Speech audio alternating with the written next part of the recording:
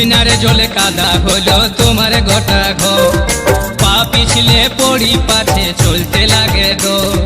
বুঝনারে জলে কাদা হলো তোমার গোটা ঘর, পা পিছলে পড়ি পাছে চলতে লাগে গো।